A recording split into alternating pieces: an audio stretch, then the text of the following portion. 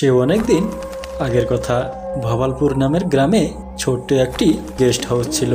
সেখানে একটি ডাইনি ঘুরে বেড়াতো। আর যখনই রাত হতো সে ডাইনিটা 7 বছরের একটি মেয়েতে রূপান্তরিত হতো। আর সে মেয়েটা সে হোটেলেই ঘুরে বেড়াতো। যদি কেউ তার দিকে খারাপ নজরে তাকিয়েছে তাকে সে গলা চিপে মেরে ফেলতো। একদিন রজন নামের একজন মানুষ সে গাড়ি নিয়ে হাইওয়ে দিয়ে যাচ্ছিল, কিন্তু হঠাৎ করে তার গাড়িটা নষ্ট হয়ে যায়। এই গাড়িটার আবার কি হলো? এই মাঝ রাস্তায় কি নষ্ট হওয়াটা দরকার ছিল? এখন যে কি করি?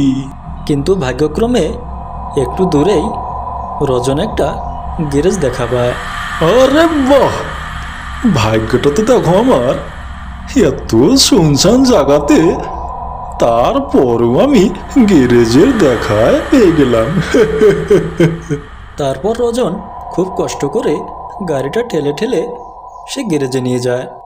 সাহাব, গাড়ি তো সকালেই ঠিক হবে। আপনি এক কাজ করতে পারেন, আপনি গ্রামে কোথাও চলে যান, রাতটা কাটিয়ে দিন, তারপর সকাল হলে আপনি গাড়ি নিয়ে যাবেন, কেমন? আপনাকে ধন্যবাদ ভাই, ঠিক আছে, গাড়ি আমি সকালেই নিয়ে যাব। তারপর রজন সে গেস্ট হাউসের সন্ধানে চলে যায়। সে গ্রামের দিকে যাচ্ছিল, কিন্তু হঠাৎ পেছন থেকে তার দিকে একটা ভয়ানক আওয়াজ আসতে লাগে। আরে ও সাহাব, আপনি কি গেস্ট হাউস খুঁজতেছেন? রজন যখনই পেছনের দিকে তাকায় সে ডাইনিটা একটি 15 বছরের মেয়েতে রূপান্তরিত হয়। হ্যাঁ, তুমি কি জানো গেস্ট হাউস কোথায় আছে? হ্যাঁ সাহাব, আমি জানি। আর আমি আর আমার বাবা সেখানে আমরা সাফ সাফাই আর গেস্ট হাউসটাকে দেখাশোনার কাজ করি। চলুন, আমি আপনাকে সেখানে নিয়ে যাব। আচ্ছা, তোমার ভয় লাগে না? তুমি এত রাত্রে একা একাই বাইরে ঘুরতেছো? তখনই সে মেয়েটা একটা ভয়ানক আওয়াজে বলতে থাকে, এখন আমার মানুষকে দেখে ভয় লাগে না। গত 10 বছর তো আমি এভাবে ঘোরাফেরা করছি। রজন মনে মনে ভাবতে থাকে, এই মেয়েটার কথায় আর চেহারায় তো কিছু বুঝতে পারছি না, কিছু সন্দেহ সন্দেহ লাগছে। ছেড়ে দাও, 14 বছর বা 15 বছরই তো মেয়ে হবে, একে সন্দেহ করার কি আছে, যাই। তারপর মেয়েটি রজনকে পেছন থেকে মারার কথা চিন্তা করে, কিন্তু মেয়েটি দেখল যে রজন তার দিকে একবারও তাকায়নি। রজন তো তার গ্রামের কথা বলতে বলতে হেঁটে যাচ্ছিল। তার কিছুক্ষণ পরই তারা সে গেস্ট হাউসে পৌঁছে যায়। নিন সাহাব, গেস্ট হাউসে এসে গেছি। সাহাব, আমার বাবা কোনো জরুরি কাজে বাইরে গেছে। বিকেলের মধ্যে ঘুরে আসার কথা ছিল, কিন্তু হঠাৎ ঝড় বৃষ্টি আসার কারণে সে সেখানে থেকে যায়। মনে হচ্ছে সকালেই ঘুরে আসবে। তোমার বাবার কি কোনো ডর ভয় নেই? একটা ছোট্ট মেয়েকে একা একাই রেখে গেছে। সাহাব, এটাই তো ভুল ছিল আমার বাবার। মেয়েটি মনে মনে ভাবে, এ মানুষটা বোধহয় অন্যজনের থেকে আলাদা। এ তো আমাকে খারাপ নজরে তো দূরের কথা, এ তো আমার দিকে ভালো করে তাকায়নি। আচ্ছা, আমি এখন রুমে যাচ্ছি। আমার জন্য কি কিছু খাওয়া বস্তু বন্দোবস্ত করতে পারবে? আমার অনেক ক্ষুধা লেগেছে। ঠিক আছে সাহাব, আমি এখনই আছি। রজন রুমে চলে যায়। তারপর ডাইনিটা তার জন্য খাওয়া বস্তু নিয়ে আসে। খাওয়া বস্তু দেওয়ার পর মেয়েটা সেখানে বসে থাকে আর রজনের সাথে গল্প করতে থাকে।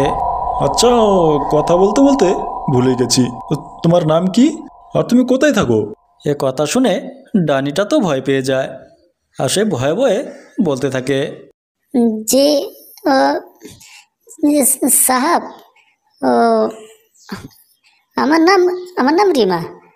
আর আমি আমি পাশেরই গ্রামে থাকি। তারপর তখনই ডাইনিটা রজনের পা টিপতে থাকে। তুমি কি করছো রিমা? যে সাহাব, আমি পা টিপে দিচ্ছি, কারণ আপনি তো কত পথ হেঁটে আসলেন আর আপনার পা মনে হয় বিষ হয়ে গেছে। হ্যাঁ মেয়ে, না আমি ক্লান্ত আছি, না আমি তোমার দ্বারায় পা টিপতে পারি।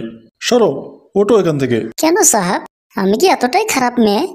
না রে পাগলি, তুই তো আমার ছোট বোনের মতো, আর আমাদের ওখানে ছোট বোনকে দিয়ে কেউ কখনো পা টিপায় না, বুঝলি? ডাইনিটা কিছু সময় রতনের মুখের দিকে তাকিয়ে থাকে। সে মনে মনে হাসছিল। তারপর, আচ্ছা সাহাব, আপনি কি সত্যি সত্যি আমাকে আপনার বোন মনে করেন? হ্যাঁ, অবশ্যই। আর তুই আমাকে সাহাব সাহাব বলবি না, ভাই বলবি, ঠিক আছে? এ কথা শুনে ডাইনিটা চোখে জল এসে যায়। তারপর রজন তাকে চা আনতে বলে। আমার মাথাটা খুব ধরেছে, তুই কি আমার জন্য একটু চা করে আনতে পারবি? ডাইনিটা চায়ের কথা শুনে ঘাবড়ে যায়। ও ও ও ও আমার কাছে এ, চা চেয়েছিল। ওটা কে চা চেয়েছিল তোর কাছে? কিন্তু রিমা রজনের কথায় কোনো উত্তর না দিয়ে চা আনতে চলে যায়। চা এনে রজনকে দিয়ে দেয়। চাটা অনেক ভালো হয়েছে। আচ্ছা, তুই কিছু বলছিলি যে ও চা চেয়েছিল। আচ্ছা, কে চা চেয়েছিল বলতো? ও না না, মানে ছাড়ুন না, কেউ না। এক কাজ করুন, রাত অনেক হয়ে গেছে, এবার শুয়ে পড়ুন। আচ্ছা ঠিক আছে, আমি শুয়ে পড়ছি। কিন্তু তোর বাবা তো এখনো ফিরে আসেনি, তাই না? তুই এক কাজ কর, তুই আজকে রাতটা আমার এখানেই থেকে যা। আচ্ছা ঠিক আছে ভাইয়া, আমি এখানে শুয়ে পড়ছি। আর হ্যাঁ, আমি যতক্ষণ পর্যন্ত না তোকে তোর বাবার কাছে নিয়ে যাচ্ছি, তুই এই রুমের ভিতরে থাকবি, কোথাও যাবি না, ঠিক আছে? আচ্ছা ঠিক আছে ভাইয়া, আমি কোথাও যাব না, আমি এখানেই থাকবো আপনার পাশে। তারপর রজন ঘুমিয়ে পড়ে। আর ঘুম থেকে যখন ওঠে তখন দেখে মেয়েটি রুমে নেই। রজন অনেকটাই ঘাবড়ে যায়। আরে, মেয়েটি কোথায় গেল? রিমা, রিমা! আরে, তারপর তার হঠাৎ মনে পড়ে যায় যে মেয়েটি এখানে পাশের গ্রামে থাকতো। তারপর সে পাশের গ্রামে রিমাকে খুঁজতে বের হয়ে যায়। সে গ্রামে একটা গাছের নিচে দুজন মানুষ বসেছিল। আপনাদের সবাইকে নমস্কার। তুমি কে? আর এই গ্রামে তুমি কি করছো? আমার নাম রজন। আমি এদিকে আসার সময় আমার গাড়িটা নষ্ট হয়ে যায়, তারপর আমি এখানে গেস্ট হাউসে ছিলাম। তোমাকে কি সে গেস্ট হাউসে 14-15 বছরের একটি মেয়ে নিয়ে এসেছিল? হ্যাঁ, আপনি কি সে মেয়েটিকে জানেন? তখন তারা দুজনে কথা বলতে থাকে। আচ্ছা বেটা, তুমি আমাদের সঙ্গে এই গ্রামে থাকা মন্দিরে চলো। কি ব্যাপার, আপনারা এত অস্থির অস্থির লাগছেন কেন? তোমাকে যে মেয়েটি সে গেস্ট হাউসে নিয়ে এসেছিল, ও আমার মেয়ে ছিল, যে এখন এই দুনিয়াতে নেই।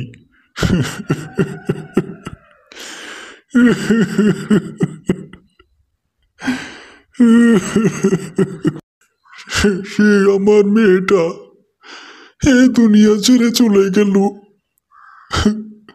আর আমি এখন একা দুনিয়ার ভিতরে বেঁচে আছি। ভুল আমারই ছিল যে আমি তাকে ছেড়ে একাই চলে গেছিলাম।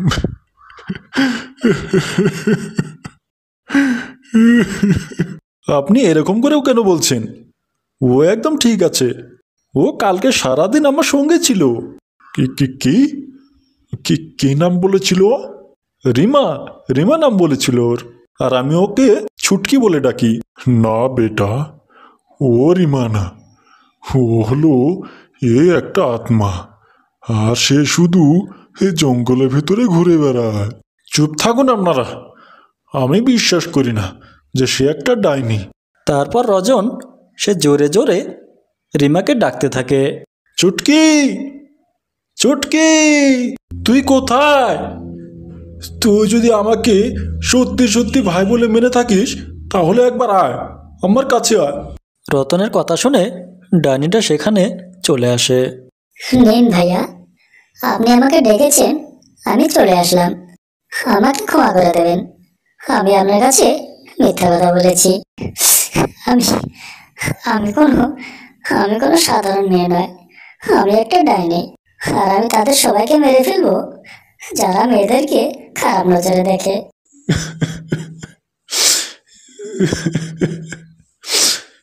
তুই কি আমার কাছে আসবি না? হ্যাঁ? তারপর ডাইনিটা গিয়ে রতনকে জড়িয়ে ধরে। এবার বল যে আমার এত সুন্দর বোনটা কি করে ডাইনি হয়ে গেল?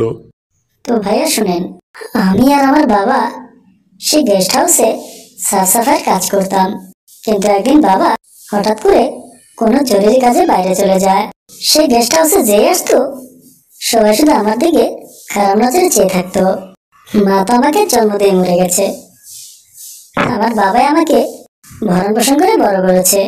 একদিন গেস্ট হাউসে একটা লোক আসে আর আমার কাছ থেকে চা চাইলো। আমি চা দিলাম, কিন্তু তার চাটা পছন্দ হয়নি।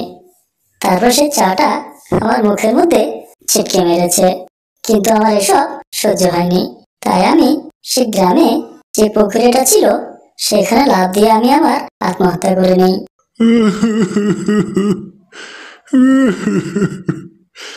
আমার মেয়েটা, এসব তো আমার জন্যই হয়েছে। আমি যদি সেদিন তোকে ছেড়ে না যেতাম তাহলে এই ঘটনাটা আর হতো না। যদি তোকে আমি বাঁচাতে পারতাম, তোকে আর তোর বাবাকে আমি আমার সঙ্গে করে নিয়ে যেতাম, নিয়ে তোকে আমি কোনো ভালো স্কুলে পড়াতাম, অনেক দূর পড়াতাম তোকে আমি। তখনই ডাইনিটা বলে, ভাইয়া, কিন্তু এটা তো আর হতে পারে না। আমি তো মরে গেছি, আর যারা আমার দিকে কোন নজরে তাকাবে আমি তাদের সবাইকে মেরে ফেলে দেব। দেখ বোন আমার, তুই যদি আমাকে সত্য সত্যি ভাই বলে মানিস তাহলে আমার একটা কথা শোন, তুই আর কাউকে মারবি না, কারণ তুই আগেও ভালো ছিলি এবং এখনো তুই ভালো আছিস।